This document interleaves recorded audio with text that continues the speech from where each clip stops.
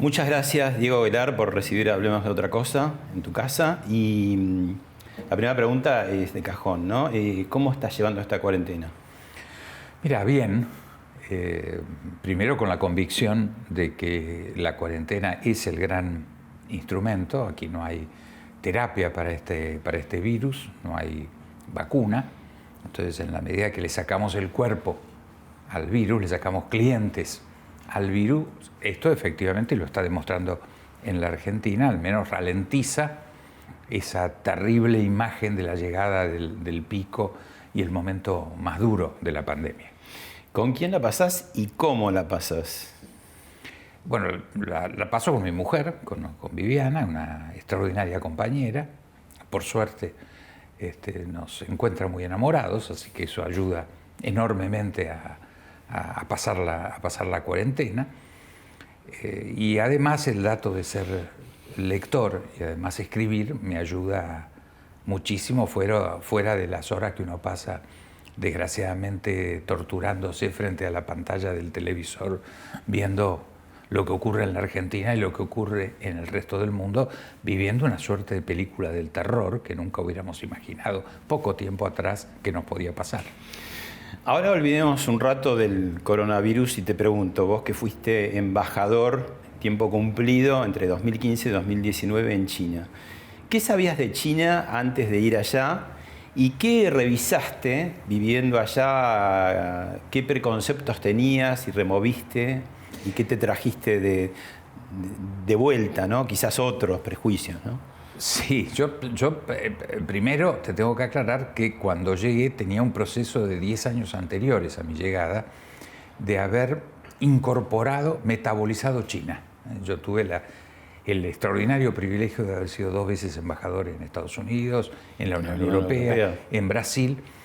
Entonces percibí con años de anticipación al destino que me tocó, seguramente también en parte buscado, o seguramente buscado, de la incorporación durante el inicio del siglo XXI del fenómeno que va a caracterizar, no me cabe la menor duda, a nuestro siglo, a este siglo. Vos lo viste venir hace muchos años. Ahora todo el mundo habla de China, ¿no? Pero digo... Sí, yo escribí sobre esto en el 2012, 2013, un libro que había empezado un año antes, producto de una reflexión en el Departamento de Estado. Yo, como ex embajador en Estados Unidos, fui invitado a una especie de reflexión en el Departamento de Estado 2012. ¿Y qué te cambió, digamos, ese antes, aunque fuera de estudio analítico, pero a la distancia, de estar en el lugar y de conocerlos? Bueno, no, el cambio es impresionante. Yo creo que uno no conoce China por más que académicamente y económicamente y por estudio y por lectura pueda tener una aproximación a China. Sin estar en China no entendés el fenómeno. ¿Y qué es lo que entendiste estando en China? Mira, lo primero, te diría, lo más significativo es que China no es ni una dictadura ni una democracia en términos occidentales de aproximación. Es un autoritarismo, claramente. Es una sociedad vertical, que no viene del Partido Comunista. Es anterior, es milenario casi. Es milenario, que viene de Confucio, o sea, al mismo tiempo. ¿Y por qué? ¿Porque son muchos o por qué se dio ese...? No, te lo sintetizo en los grandes maestros, Aristóteles y Platón, los padres de nuestra cultura. Yo creo que todo lo que discutimos en política, en economía, en organización, ya está presente en Aristóteles y en Platón, y después los comentaristas, los publicistas, le han ido agregando casi detalles a algo que ya estaba planteado hace 2500 años.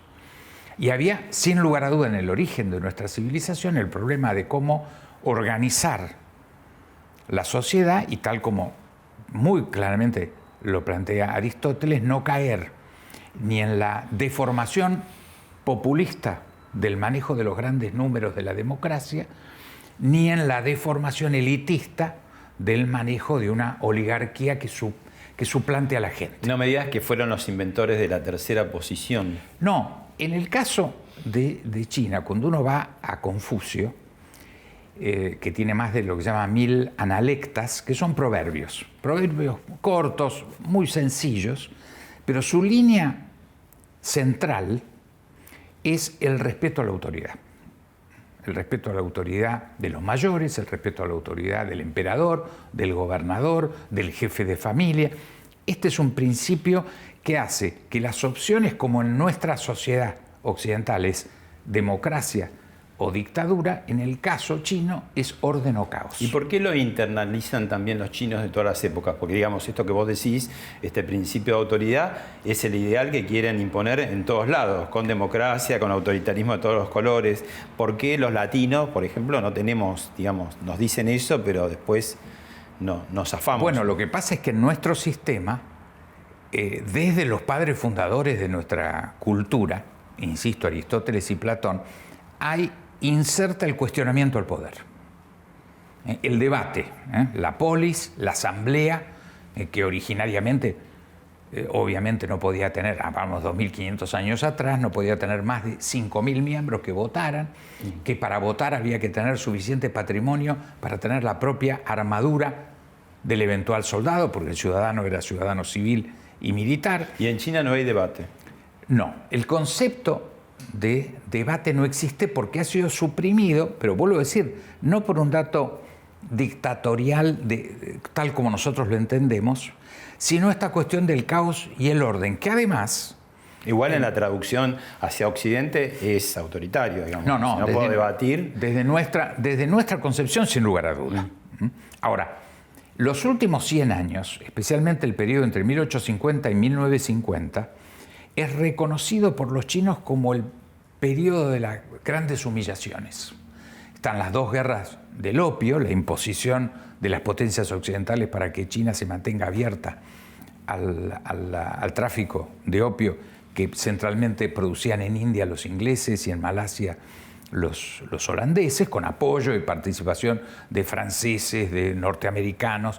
O sea, esa presencia empezaron siendo las guerras del opio, después guerras internas, civiles muy profundas, después la ocupación súper sanguinaria japonesa desde 1931 a 1945, siguió la guerra civil entre Chiang Kai-shek y Mao Zedong del 45 al 49 y termina, 1 de octubre de 1949, la aparición de la República Popular China. Pero todos... Que sigue hasta hoy con muchísimos matices, sí, no es la misma, ¿no? Pero estos 100 años, 1850, 1950, generaron una situación donde en 1950, cuando empieza, 1949, nace la República Popular, la expectativa de vida de un chino era 35 años. Ahora, permitime que lo retomemos en un rato. Vemos un cachito, algo de la China actual, de Xi Jinping, y lo vemos y lo charlamos. ¿Cómo no? Si la guerra comercial entre Estados Unidos y China empeora, más de 30 millones de personas de todo el mundo podrían caer en la pobreza. Este es el peor escenario según el Banco Mundial a finales de 2019, un año en el que las tensiones llevaron a una guerra comercial sin precedentes. El FMI afirma que serán los más débiles los que paguen las consecuencias. En 2018...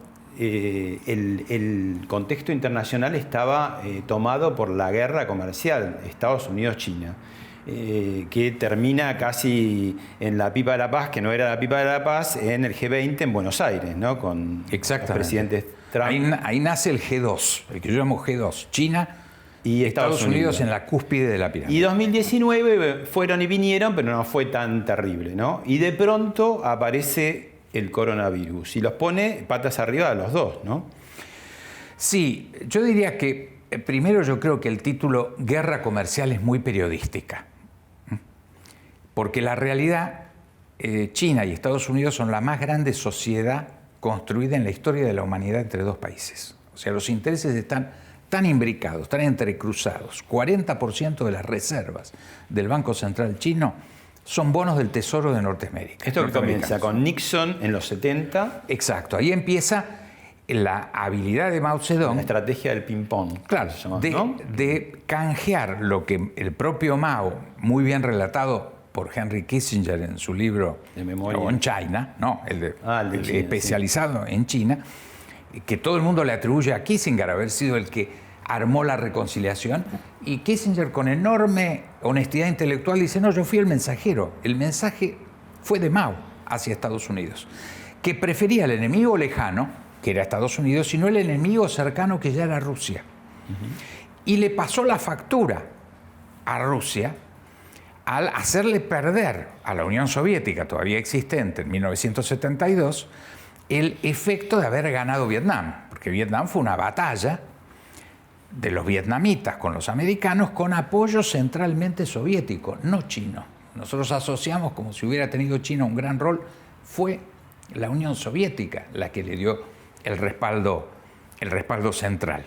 Entonces, ese impacto que había sido el triunfo de la Unión Soviética en su batalla en Vietnam, pierde impacto. Yo creo que el fin de la Tercera Guerra Mundial o Guerra Fría lo empuja esta decisión de Mao Zedong de acercarse a Estados Unidos, congelar la relación con Rusia, y ahí empieza, si uno ve en el mapa y ve lo que representa la Unión Soviética, lo que representaba territorialmente, más China, bueno, tenía posibilidades de ganar la Guerra Fría, y sin embargo la perdió. La Unión Soviética se diluye con la caída del muro de Berlín, año 1989, y a partir de ahí empieza para todos los legos, vos no, ya lo tenías en radar, ya lo tenías en tu espejito retrovisor, a China a ser cada vez más gravitante, ¿no? La pregunta es, ¿quién sale ganando de esta guerra, valga la paradoja, tan virulenta?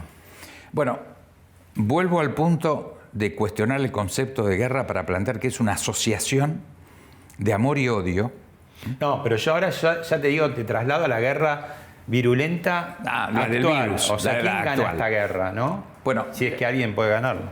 Yo creo que aquí hay un dato donde, si ponemos la fotografía hoy, hay en Occidente una actitud muy anti-China, de cuestionar a China como el originador del virus, y no solamente el originador, sino acusarla de hacerlo intencionalmente. Hay un punto, y todos hemos visto y se viraliza y recibimos en nuestros celulares esta posición. Antes de que sigas, vamos a ver unas escenas de ese mercado tan polémico de Wuhan.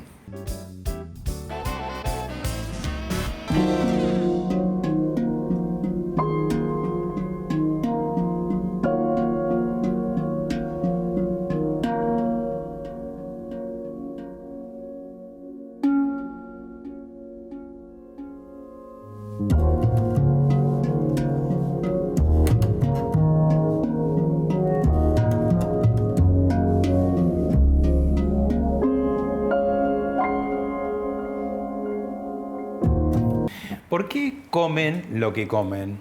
Bueno, ahí va, te lo tengo que juntar con la historia que te estaba haciendo. Es decir, en estos 100 años de humillaciones, 1850, 1950, vive una hambruna incomparable con cualquiera vivida en Occidente, China. En ese momento, lo que nosotros llamamos todo bicho que camina va a parar al asador, se hacía literalmente en China para suplementar con proteína, por ahí una ración de una taza de arroz, se encontraba lo que se encontraba: murciélagos, víboras, sapos, rata, alacranes, grillos. Todo esto generó estos mercados históricos, mercados del hambre. Si uno dice, ¿por qué subsisten? Yo te comentaba fuera de cámara. ¿Vos estuviste en noviembre de 2019? No, estuve 28, 29 de noviembre, cuando todo indicaría que estaban haciendo... Estaba apareciendo el virus. No aparecía en términos de... ¿Y por qué fuiste? Fui a Hubei, que es la provincia, y Wuhan, que es la capital, porque yo ya estaba manejando, encargado por las provincias del centro de Argentina, es decir, Córdoba, Santa Fe y Entre Ríos, la primera negociación que yo impulsaba con la región centro de China. Son 3 provincias del centro de China, una de las cuales es Hubei. Entonces me encontré con su gobernador, con el alcalde de Wuhan, una ciudad espléndida de 11 millones de habitantes, hipermoderna, donde están, por supuesto, supermercados que tienen productos chinos y de todo el mundo con los mejores estándares ¿Y este mercado que es un vestigio testimonial, algo turístico? Esto es un vestigio, no es turístico. La gente no va porque es llamativo, te da un poco de asco. Esto es como el choripán para nosotros. Es decir, ¿quién en la ruta... Choripán de murciélagos. Claro, pero ¿quién no ha parado? En nuestra tradición, recordemos que nosotros estamos llenos de carne, de chancho. Somos el país de la abundancia, que no la sabemos administrar, pero somos el país de la abundancia. Entonces, cuando decíamos todo bicho que camina va para el asador, hablábamos de una oveja, un chancho o una vaca. ¿Qué es lo que más te llamó la atención del mercado? Bueno, yo ya conocía esos mercados porque tradicionalmente, en los muchos viajes que hice dentro ¿Te llevaste algo de China, no, porque además a mí no me gustaban. Decididamente, ese tipo de mercados, para mí no me gustaba el olor, no me gustaban obviamente los productos que ofrecía. ¿Qué es lo más raro, lo que más te repugnó? Esto que todos hemos visto, el murciélago, las víboras, los alacranes. ¿Pero qué haces? ¿Vas al puesto y decís, me da una sopa de murciélago? ¿Esto qué es? Es una feria como cualquier feria callejera que tengamos en Buenos Aires o que hayamos visitado en Europa. ¿Funciona como patio de comida también? No. Ahí uno compra, pero también prueba y puede comer de parado, en los puestos. Uno come estos productos. ¿Probaste algo? No, yo no probé nunca nada. Ni en esa oportunidad, ni en ninguna otra. Yo soy en eso tradicional, como mi propia familia me acusa, que para mí lo más sofisticado es una milanesa con 2 huevos fritos y papas fritas. O un buen plato de pasta. Entonces, la verdad, no solamente no me gustó, me llevaron, y por supuesto la idea de llevarme era que recorra los pasillos, sacarme fotos, porque ellos son muy de sacarse fotos con los vendedores. Yo debo haber estado entre 3 y 5 minutos y me fui. ¿Te parece que van a subsistir esto? No, están prohibiéndose este resabio folclórico, porque además no son baratos. O sea, este resabio folclórico... ¿Trabaja mucha gente ahí? No, es totalmente en una para nosotros ciudad, debe ser mucha gente, pero para ellos nada. Nada. O sea, el porcentual, esto es un resabio de ese hambre transformado en folclor y hoy caro. Ya no es barato, no es una necesidad. Hoy la gente no se abastece para comer cotidianamente. Y esa cosa sorprendente, misteriosa, ¿no? De decir, si comían antes todo eso, tantas décadas, y en cantidad, no como ahora, como una cosa pintoresca o excepcional, qué raro, justo el virus aparece cuando ya prácticamente si uno lo analiza, yo te puedo dar en esto una opinión fundamentada y específica. Esta situación despareja donde vos encontrás en China la mayor modernidad, la mayor sanidad, la mayor calidad y el contraste con el resabio de la historia es muy impresionante, porque yo no tengo que comparar estas condiciones muy malas sanitarias de China con Argentina o con Francia o con Estados Unidos. No, con la propia China, yendo una cuadra por fuera del mercado, me encuentro con otro mundo. Igual China hizo una revolución porque sacó a millones y millones... 800 millones en 40 años. De la pobreza, ¿no? De la pobreza. Entonces, este hecho es extraordinario. Pero estos focos epidemiológicos que produjeron el SARS hace 20 años, la fiebre aviar, el año pasado la fiebre porcina, que si bien no era transmisible al hombre, le costó probablemente aproximadamente 200 millones de cabezas de chanchos que tuvieron que sacrificar. Es decir, hay todavía resabio del pasado, focos epidemiológicos graves, que yo creo que esta experiencia sí va a ser el antes y el después. Vos hablabas de que empezaron a circular, por supuesto siempre hay que echarle la culpa a alguien, el virus chino, y bueno, en las redes sociales mucho más se viralizaron de pronto teorías conspirativas de que había sido creado en un laboratorio y ponían como ejemplo, después no se confronta con la realidad, ¿no? Pero que en Beijing y en Shanghái nadie se había contagiado. Entonces, no, pero esto no es cierto. No es verdad. No, eso, bueno, esto no es cierto. Y que había volado directamente a los lugares donde China quiere competir, especialmente Estados Unidos, Europa. Yo te cuento la secuencia que es muy sencilla. El virus, según todo indica, nace aproximadamente fin de noviembre, empieza a pegar en diciembre, los chinos tapan ese primer impacto. ¿Por qué tapan? ¿Por miedo, por autoritarismo? No, porque no sabían qué pasaba. Bueno, ahí le echan la culpa, justamente, como China tarda en reaccionar. Pero ahí incluso la primera médica, el primer médico que murió, claro, pero lo castigaron. miremos tiempo. Diciembre, efectivamente aparece, lo empiezan a estudiar, empiezan a ver lo que ocurre, no lanzan una alarma universal ni en toda China porque no sabían frente a qué estaban. Pero cierran Wuhan, ¿no? 1 de enero, o sea, efectivamente hubo un mes de sorpresa y de experimentación, aproximadamente, pueden haber sido 20 días. El 1 de enero toman una medida que causa impacto en todo el mundo, que es la mayor cuarentena hasta ese momento en la historia. 60 millones, toda la provincia de Hubei, que incluye Y Wuhan. una cuarentena en serio. No, estrictísima. Sin salida, digamos. No se podía ni entrar ni salir de las ciudades, ni entrar ni salir de la casa. Y medidas muy estrictas, no tan estrictas como en Hubei y Hunan, pero muy estrictas en toda China. ¿Pero ¿qué pasó? ¿Qué pasó en Beijing y en Shanghái? No, ahí hubo mucho menos que en el epicentro, porque realmente cerrarlo fue muy eficaz, pero también hubo una cantidad de casos. La relación fue que aproximadamente 60% de los casos ocurrieron en la zona original y un 40% por fuera. Pero el dato más significativo es que durante diciembre y primera semana de enero, el cepo de cierre de China no se había todavía materializado. En esos 30, 40 días, hubo millones de occidentales que fueron a China y millones de chinos que salieron al mundo. Ese fue el periodo donde se registra la salida. Yo creo que acá la Organización Mundial de la Salud estuvo negligente, porque China compartió todos estos datos con la Organización Mundial de la Salud. Es decir, Bueno, muchos dicen que la Organización Internacional de la Salud, en esas teorías conspirativas, también depende mucho, no sé si China pone más plata o qué sé yo, como que es un satélite. No, ahí ¿Qué pasó ahí? Yo creo que hubo negligencia, estaban todos los datos. Aquí se registró. Negligencia así lisa y llana. Sí, yo creo que fue negligencia. Intencional. Porque yo no soy. No políticamente intencional. No, yo creo que fue negligencia burocrática, para llamarla de alguna forma. Yo no soy médico, sin embargo, y está registrado en los medios, en mi Twitter, que yo empiezo casi una campaña solitaria a partir del 15 de enero diciendo, señores, tenemos que hacer un cepo. No ahora, en el actual, en el aeropuerto. Ahora la retomamos cuando veamos el tema argentino, pero antes me interesaba decir un poco a propósito de Estados Unidos dos temas, ¿no? Quedó, digamos, en evidencia al desnudo la falta de la red sanitaria, que el presidente Trump se reía hasta hace pocas semanas.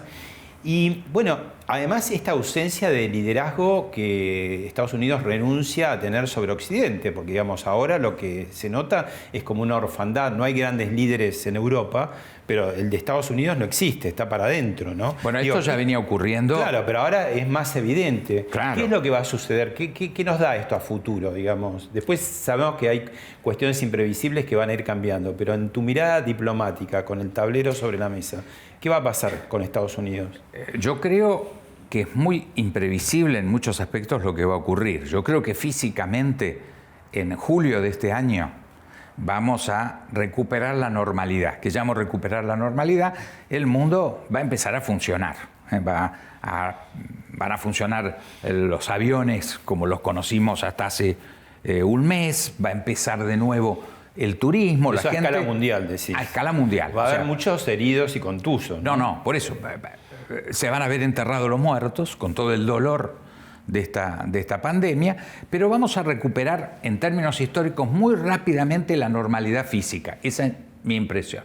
Ahora, en términos de la distribución del poder, es un gran signo de interrogante. Lo que vos recién comentabas, ¿cómo va a quedar distribuido el poder a partir de estos agujeros que aparecieron ya con toda evidencia? Uno de los grandes test va a ser las elecciones de noviembre Estados Unidos, ¿no? En Estados Unidos, la elección norteamericana. Trump venía trabajando y le estaba saliendo muy bien, ¿no? La economía, y en pocas horas se desbarató la bolsa y todo con todo esto. Bueno, ¿no? ¿Puede recuperarse acá en noviembre? 15 días atrás había 300.000 americanos con subsidio por desempleo. 300.000.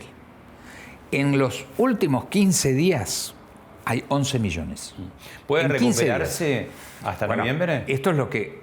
Obviamente había que tener una bola de cristal, pero pensemos que la epidemia en Estados Unidos, por la demora en la reacción de Trump, indica que su pico, que todavía tiene desgraciadamente mucha gente que lo va a sufrir, se demora. O sea, no se adelantó, sino que se demora, con lo cual es muy difícil. ¿Y la demora por qué? ¿Por ignorancia básicamente de Trump? Bueno, esto es yo diría, hubo una reacción de Occidente de decir esto que pasa en China.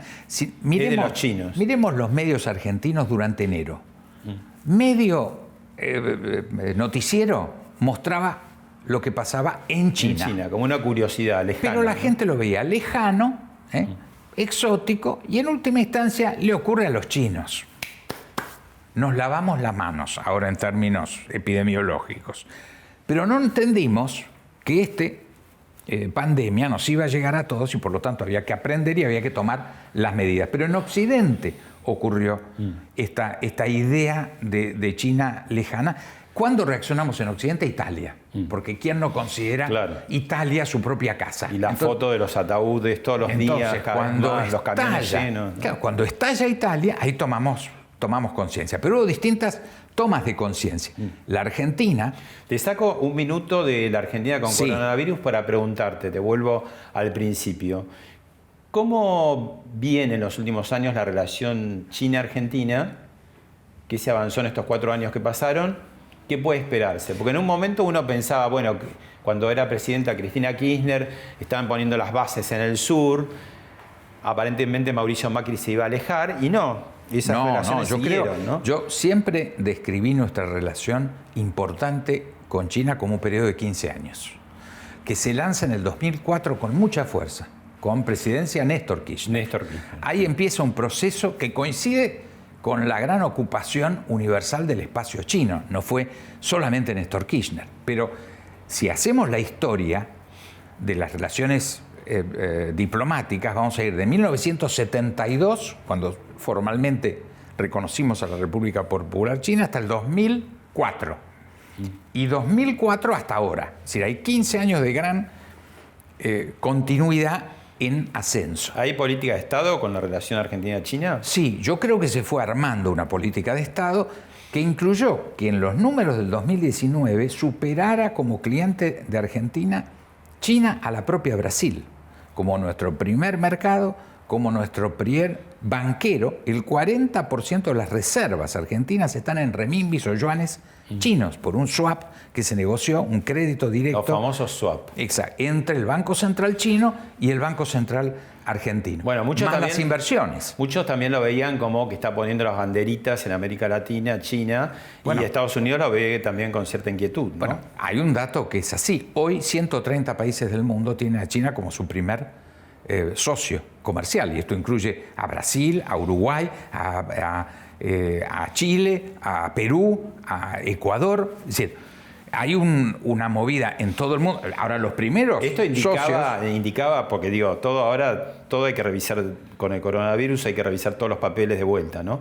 Pero esto indicaba que si efectivamente China en 2050 pasaba a ser la primera potencia mundial, todos le íbamos a pertenecer a los chinos, te lo digo brutalmente, ¿no? No, bueno, ahí tenemos que diferenciar lo que puede ser el proyecto de una potencia hegemónica del resto de los países. Es decir, si uno analiza esta irrupción de China, bueno, estamos frente a una superpotencia que crece a gran velocidad, y no para. Imparable, y Trump, rodeado de demócratas y de republicanos, no de republicanos, los demócratas coinciden al 100% en la política de parar a China que encabezaba Trump. Ahí no hay discusión. No hay grieta. Si el próximo presidente es demócrata, no se va a interrumpir. Al contrario. ¿Por qué? Esto, si bien tiene aspectos que... Pero parecieran inútiles esos esfuerzos que están haciendo, ¿no? Bueno, en principio no venían bien. O sea, la realidad hasta el coronavirus es que no había un ganador Estados Unidos. Había sí una problemática muy seria para China para seguir avanzando linealmente. Y una disposición de China a negociar. Por eso, primera reunión del G2, China, Estados Unidos, 1 de diciembre de 1918, en Buenos Aires. Segunda reunión en Osaka, en Japón, en junio. Tercer evento importante, el 15 de enero de este año, cuando se firma estaba por aparecer. 15 de enero, el acuerdo, lo que se llama la primera fase del acuerdo, de una primer tregua, que todo indicaba que iba a seguir así. Tensión, acuerdo, tensión, fases de este reacomodamiento de la relación entre China y Estados Unidos. Yo creo que eso va a continuar. Te lo digo así también groseramente. ¿China es el FMI de Estados Unidos en algún sentido? Digo, porque si tiene todas las inversiones, tanto capital puesto en Estados Unidos. No, hoy lo que tiene es esta interrelación. De las 500 empresas Forbes, que son las empresas más grandes del mundo, las 350 son norteamericanas. Yo diría prácticamente todas, con muy pocas excepciones, están instaladas y trabajando en China para el mundo, para Estados Unidos, para China y para el resto del mundo. Es decir, hoy lo que hay... Es como la gran factoría universal puesta ahí. Exacto. Y eso se va a revisar. Yo no sé, o sea, mi percepción es que en términos económicos vamos a volver al mundo previo al coronavirus. ¿Qué va a cambiar? Porque dicen que los estados van a ser más fuertes, el mercado va a tener que ser más regulado. También hay a veces como cantos de sirena de populistas de decir, esta situación nos conviene porque vamos para ese lado. Pero fíjate un dato, antes del coronavirus ya había un resurgir de los populismos nacionalistas. Sin coronavirus, uno lo veía en la propia Europa, ni hablar de Trump, de López Obrador, de Bolsonaro, presencias. Argentina que vuelve también. En la Argentina también. Entonces, esto estaba sin coronavirus. ¿Y por qué? Porque, ¿qué pasó con la globalización? La globalización fue un enorme avance, pero al mismo tiempo demostró una gran endeblez social con la famosa teoría del 1%. Wall Street y el 1% controlan el grueso de las riquezas contra una mayoría que va bajando. El golpe a las clases medias, la concentración de poder previa al coronavirus era extraordinario. Por lo tanto, había un debate muy planteado. Esto no va más, el capitalismo no está resolviendo, el estado de bienestar desapareció. Y la democracia no está resolviendo, por eso las más propias grave todavía, ¿no? Las democracias se transformaron en más autoritarias. Miremos el caso Polonia, el caso Hungría en el seno de la propia Unión Europea, la salida de... Que ahora piden poderes extraordinarios en plena coronavirus, ¿no? Exactamente. Entonces, esto, si lo vemos, es como que el coronavirus calzó con esta realidad. La frutilla. Exacto. Sociológica, política, económica que el mundo estaba viviendo. Es un acelerador. Es un acelerador, indudablemente, y sirve para motivar todo lo que sea. Esto, acelerador por lo ideológico y acelerador, te diría, por los movimientos ecológicos también, ¿no? Por lo ideológico por un lado y por lo ecológico también, porque dicen, miren ahora el mundo tranquilo, cuánto más oxígeno, los animalitos. Los animales salvajes andando por las ciudades. Los humos de las chimeneas, hasta en el riachuelo aparecen pescados. O sea, esto va a ser efectivamente, en términos occidentales, la reapertura de ese debate permanente. Eso que nos fundaron, insisto, Aristóteles y Platón como estado de debate. Pero ahora con pruebas en la mano, no teoría. Pero por supuesto. Entonces, esto va a generar un debate. Ahora, al margen del debate, que es una historia en el mundo occidental, no una historia en el régimen chino, pero sí en el mundo occidental, donde esto pare, la propia necesidad va a generar de nuevo lo que yo te digo, aerolíneas, créditos, los flujos. Nosotros que habíamos llegado a ser, cuando yo llegué a China, éramos el 9º proveedor de carne y teníamos 9 frigoríficos. Cuando me voy de China, somos el primer proveedor de carne con 95 frigoríficos trabajando para China. Hoy, todo el tema de la interrupción del funcionamiento de fletes, de puertos, etcétera, nos está causando mucho daño. ¿Qué necesita el mundo? Doy el ejemplo porque lo grafica. Que los flujos que se habían construido hay que volver a ellos muy rápidamente. Esto no va a suprimir este debate al que vos haces referencia. Pero por eso cuando yo digo cómo veo el mundo a julio de este año, normalizado, pero normalizado también, porque ya estaba antes del coronavirus, el debate entre populismos, globalistas, todo esto con más argumentos, la inclusión medioambiental, todo esto se va a fortalecer en función de lo que ocurrió con el coronavirus.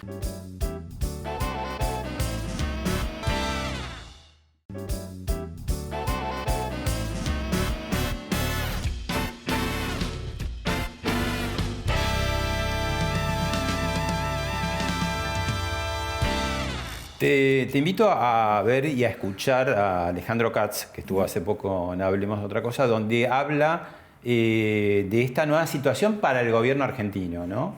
Lo escuchamos y lo charlamos. ¿Cómo no? Lo que yo veo es un reforzamiento de dos cosas que me parecen importantes. De la autoridad de Alberto Fernández hacia dentro de su coalición y hacia el conjunto de la sociedad, y el reforzamiento de la voluntad de cooperación de los actores, que van a haber visto que la cooperación es mucho más productiva que la confrontación. Bueno, hasta la cuarentena, el presidente y su coalición estaban con muchos problemas, porque la Argentina está muy problemática, ¿eh?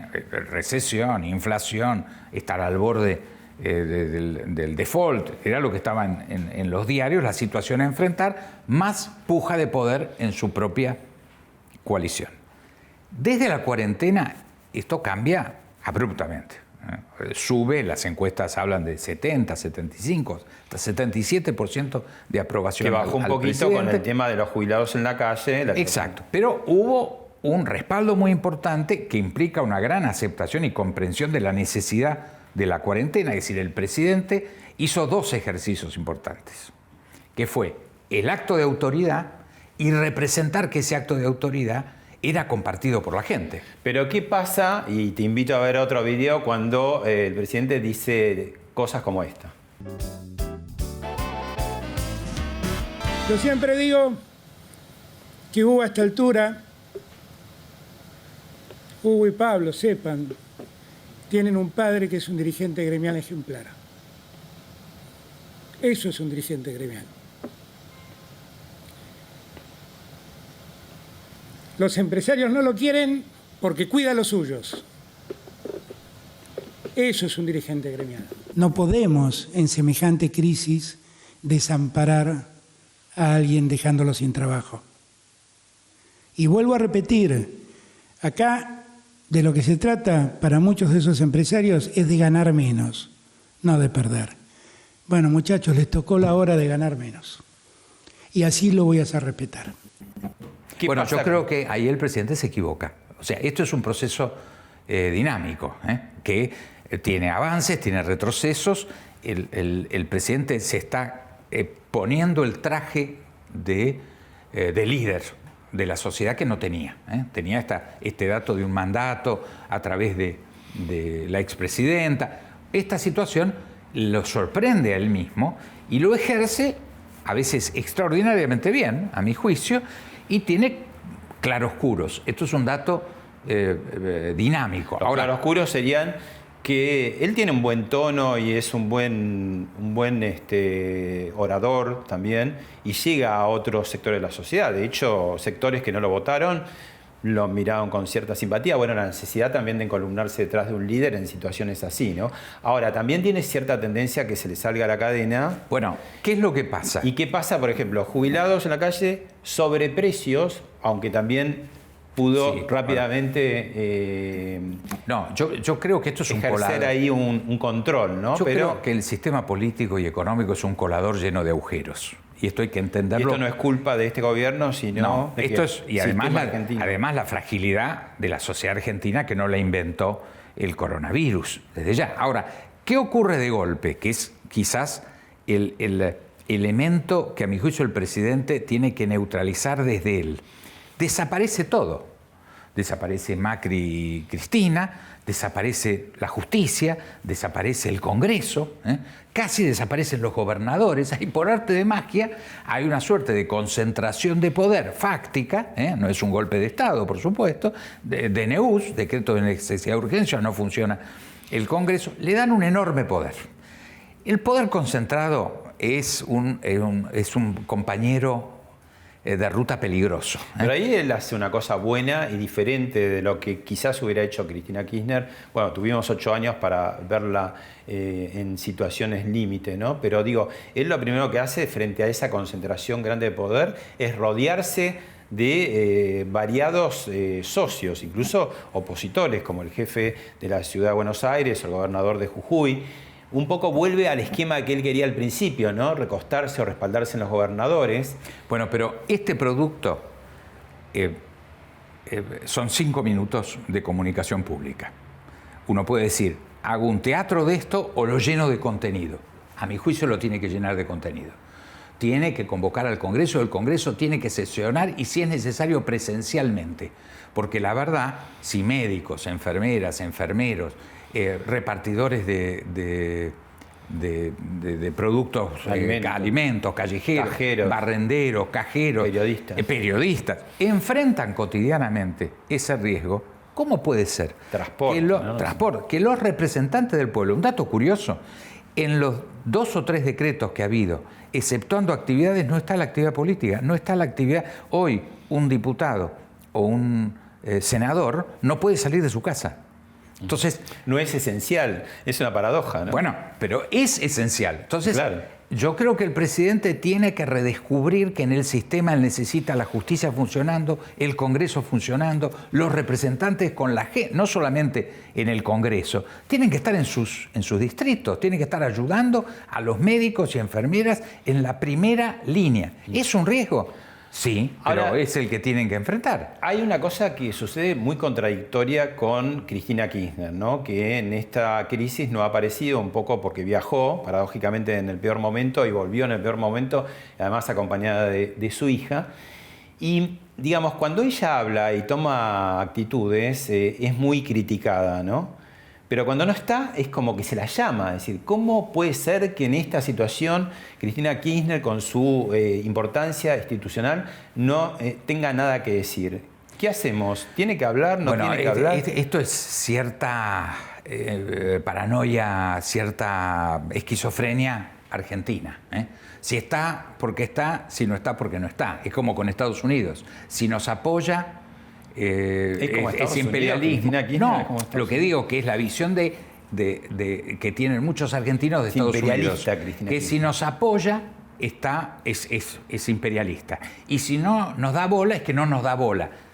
No hay forma de que lo encuadremos en cuál es su rol. Finalmente, la vicepresidenta es una vicepresidenta. Yo le hago una sola crítica. Ella tendría que estar es la presidenta del Senado. Convocando al Senado. Debería estar convocando al Senado. Eso para mí es el dato puntual. No las otras teorías conspirativas, a etcétera. Massa, como titular de la otra Cámara de Diputados, no le fue muy bien con su idea de rebajar los sueldos, ¿no? Le hicieron, digamos... Sí, ahí se llena de versiones. Yo no tengo la menor duda que con el esfuerzo que está haciendo el país, gobernadores, diputados, intendentes, la Corte, todos tienen... se pide un gesto simbólico. Es que no es simbólico. Si sumamos y le damos 6 meses de periodo de crisis y hablamos de 30 o 40% de aporte a un fondo, son muchos cientos de millones de pesos. En algún sentido el presidente tiene razón. En la entrevista con Horacio Berbisky dijo, nuestro sueldo, primero no tenemos empresas offshore, dijo, no tienen negocios como podía ser en el gobierno anterior, que muchos eran empresarios, ¿no? Y después los sueldos no son, por lo menos en el Ejecutivo, sí en el Legislativo y en el Judicial. No son sueldos exorbitantes. Pero ¿qué es lo que hizo el gobernador de... En un momento donde trabajan 24 horas, pero ¿no? Mal o bien trabajan 24 horas. Eso habría que verlo porque uno no sabe qué están haciendo. A mí me gustaría que fuera así. Pero ¿crees que no están trabajando? Yo no veo que estén ni en sus distritos como voluntarios, ni en el Congreso. O sea, que están trabajando 24 horas. Yo se lo he dicho. Te estoy hablando de los ejecutivos. Está bien. Pero, ¿qué es lo que hizo, por ejemplo, el gobernador de Mendoza? Dijo, todo aquel que gane arriba de 50.000 pesos, uno puede después decir si son 50, si son 70, si 50 es mucho, no importa. Pero fue y lo decidió. Eso se compró respiradores. Exactamente. O los intentó comprar, porque después no se los entregaron. Pero se centralizó la compra. Pero yo creo que no es simbólico. Yo creo que esto es un dato muy importante de reflexión hacia la clase política en la Argentina. Porque a eso que dice el presidente, un médico que no está trabajando tampoco tiene empresas offshore y necesita de su consulta para vivir. A la pyme que no está trabajando y no está cobrando. Los restaurantes, los restaurantes. Todos no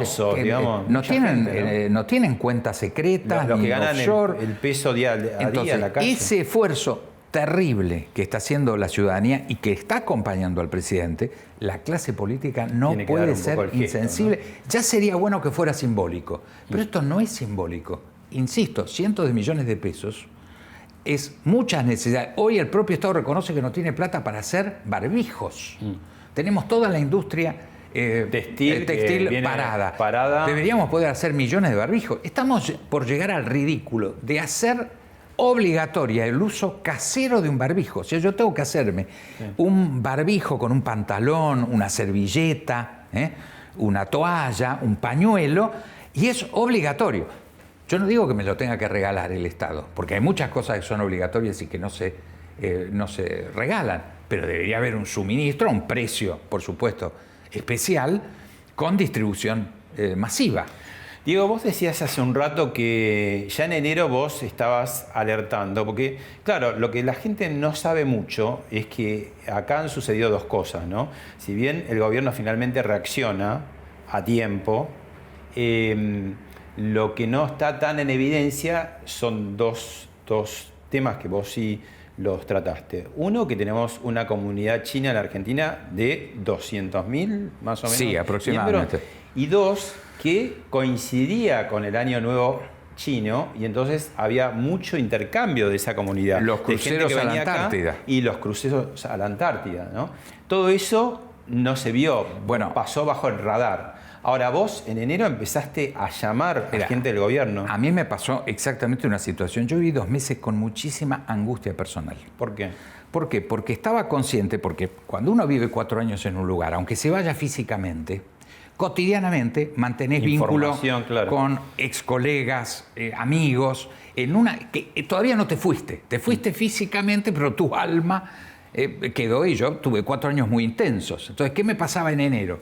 Crecía todo esto y yo lo vivía en una dimensión personal, no médica, porque yo soy abogado, diplomático, político, pero no soy médico. ¿Trataste de comunicarte con el ministro de Salud, Ginés Lo González intenté García? Infructuosamente. ¿Nunca te contestó? Nunca. Le mandé emails, los tengo guardados, y espero que no tenga que usarlos. ¿Por qué crees que era negación? Bueno, en esa época decía que no iba a llegar nunca a la Argentina. Bueno, esa fue su respuesta, que casi fue a mi campaña aislada, quijotesca, fue decir, no hay posibilidad que llegue. Creo que fue un enorme error. Mi planteo por escrito el 31 de enero fue: cerremos los aeropuertos y hagamos cuarentena de todo aquel que entre. Y eso se hizo recién en marzo. Exacto. ¿Por qué esto hubiera sido muy oportuno hacerlo? No hablemos de esta cuarentena. Estoy hablando de tomar nuestra gran puerta de entrada, que está acreditado que es Ezeiza, sin lugar a duda, y ahí avisar que cada turista que llegue extranjero iba a tener que pasar 2 semanas de cuarentena en hotel y pago por ellos. Con lo cual, es cierto, se hubiera cortado el flujo turístico. Y la curva hubiera sido mucho más chata desde el principio. Y para los argentinos, el grueso de los que están todavía hoy, muchos de ellos varados en el exterior, avisados el 31 de enero, que cuando volvieran iban a tener que hacer 15 días de cuarentena en hotel pago, creo que hubiéramos cancelado el 95% de las reservas de argentinos yéndose para volver. Con lo cual la administración, porque nuestra ventaja es el lugar donde estamos en el mundo, no se puede venir en tren, no tenemos 20 aeropuertos internacionales, es muy fácil elegir un operativo cerrojo muy fuerte y por lo tanto habernos preservado enormemente de la llegada del virus. Diego, ¿fuiste peronista? ¿Seguís siendo peronista? ¿Cómo es esa cuestión? Yo pasé 35 años de mi vida activa en el peronismo, desde muy joven como miembro de la Juventud Peronista. ¿Fuiste montonero? Y pasé efectivamente por la organización Montoneros. Hoy tengo un sentido muy crítico de ese pasaje en los años 70. Yo cumplí 20 años en 1970. ¿Montonero? Bueno, hacía lo que hacíamos todos los que estábamos en esa organización y de todo lo mal hecho me arrepiento profundamente. Yo creo que esto hay que leerlo en su momento histórico, en esa década, en lo que ocurrió en la Argentina y en otros lugares. No lo digo para justificarlo esto, pero sí para explicarlo. Ahora, indudablemente eso es historia antigua. Yo formé parte de la cámpora verdadera. No entiendo. Yo tengo la juventud maravillosa. Yo tengo sobrinos que son de la cámpora de ahora. Exacto. Y yo le digo, miren, el discurso de ustedes a mí me trae como un revival, me trae nostalgia. Ahora, no entiendo que ustedes piensen lo que yo pensaba hace 45 años. Ahora, vos que sos grupo de riesgo ahora por el coronavirus, vos sí que eras de grupo de riesgo en los 70. Pero sin lugar a dudas, yo llegué a ser condenado a muerte por Montoneros por mi disidencia, porque me fui de Montoneros. ¿Y de tus compañeros un montón? No, bueno, voy a aprovechar esta oportunidad para confesar algo que creo que nunca lo dije. Qué buena una primicia siempre para una televisión. En el momento de mi disidencia juvenil, en ese momento estando clandestino y siendo integrante de Montoneros, donde yo tomo absoluta conciencia que era una locura lo que se estaba haciendo, que había que volver a la resistencia política desde el punto de vista antidictatorial, que era lo que vivía la Argentina, pero no sostener un modelo de toma del poder por las armas que era ideológicamente una locura y demencial desde el punto de vista práctico, porque no había capacidad militar para hacerlo. Y esto iba a terminar en un desastre. ¿Y de tus compañeros? Bueno, muchos ahí murieron. Muchísimos. Yo diría, en términos vivenciales, el 80% de mis amigos de juventud murieron asesinados. Ahora, en ese momento yo hago la consulta a una pequeña unidad que yo mismo conducía y estuvieron de acuerdo conmigo en disolverse.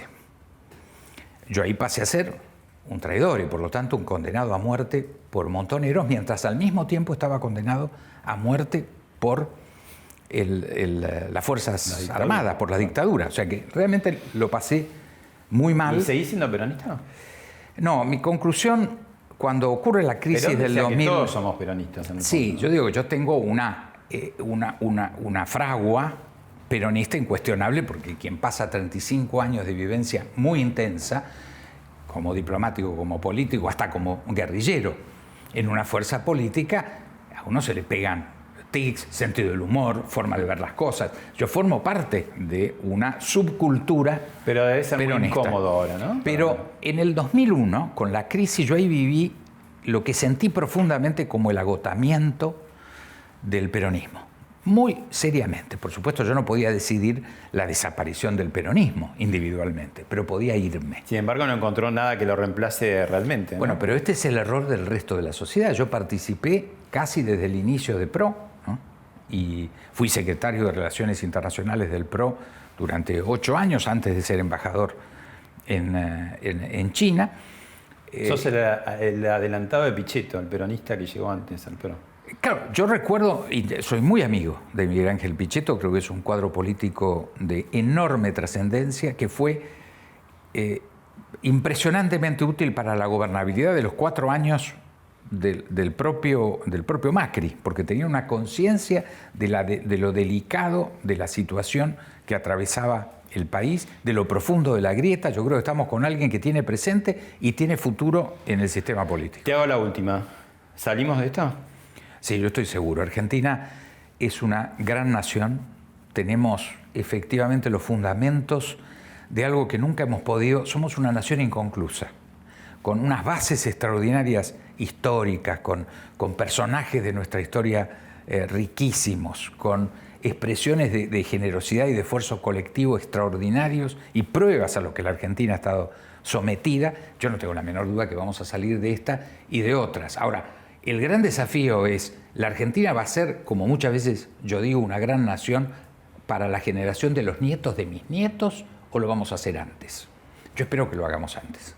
Gracias, Diego.